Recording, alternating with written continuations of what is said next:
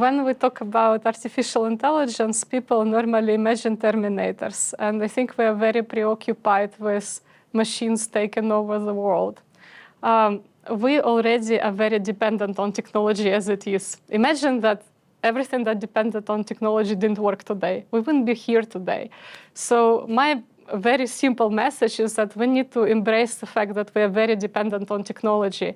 And instead of going to war with machines, we need to actually think how to live in harmony with these algorithms and machines and how to make the systems, automated system, work to the benefit of the society. And it's okay to be dependent, but it's more important to think, well, is not in terms of whether there is an existential threat, but there are more practical problems now that we can solve. The problems of digital divide, the problems of inclusion, the problems of inequality are far more important right now than thinking that Terminators will come and kill everybody. Australia provides a perfect environment to be working on inclusion issues because there are many different divides in the society. And at the same time, there are a lot of technological opportunities. So the science here is really great. And we have really interesting problems that we can work on. So for me, that was the initial drive. Well, another drive for me is I have a great team now and fantastic management team in the university who is really trying to make a difference. And that is really inspiring for me as well, just looking up to my management and to see how they support our sometimes quite crazy ideas, crazy scientific ideas. But we are really, I feel really supported at CSU. Why is it so important to have something such as a Cyber and Data Science Institute in the regions in Australia? Well, if you look at the current technology landscape, the majority of benefits from emerging technologies are actually taken by people who live in urban areas.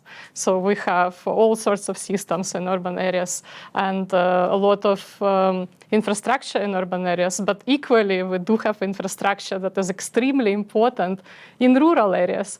And we have, if we take cybersecurity systems, we actually have no protection, and we don't know how to deal with situations when we have limited resources and we need to build effective systems there. So this work is extremely important, and this is the work that we're trying to do. So we actually are trying to see how we can build great technology in the region where we have limited resources, where we have sometimes problems with internet connection. I'm sure you have been to regional Australia and you drive out 3 hours away from Sydney, you lose connection. So yeah, a lot of work that we do is in what we call this minimum viable supply chain systems, meaning that if a part of supply chain is not working, how can we make sure that we still have functioning systems? So, for example, during the pandemic, right, we had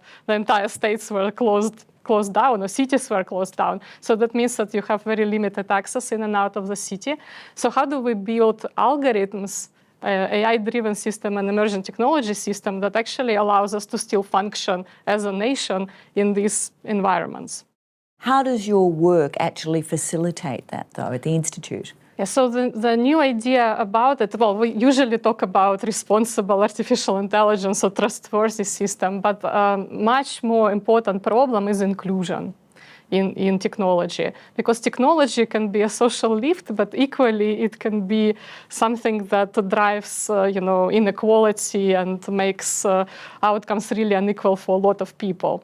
So the work that we do actually targets understanding what are these diverse opinions in the society and how we can build a system that is adaptable to these different needs and wants and understandings and culture and values of people in different areas. At CSU, we have a Global Digital Farm. So Global Digital Farm is absolutely amazing place, so everyone should visit. I highly recommend it. So this is a huge commercial farm with lots of land where we are actually able to do some really cool experiments. For example, if we needed to test systems with solar panels and drones and robotic dogs at the same time and see how all of this technology can help farmers and importantly, how we can educate farmers about using all this technology in rural area. Well, Global Digital Farm is an amazing resource. This project for me is an opportunity to show how we can make a difference in a small community which has nationwide reach, of course, but actually demonstrate how we can also work with local community to initiate cultural change. Australia is a perfect place because it's a very complex landscape, a lot of cultural issues. You need to tread very carefully, but at the same time, this is a place where you can make the most difference because of the issues that are there, right? And if you can in my case, if I can improve, life of one person, I think it's worthwhile. So we actually do good science.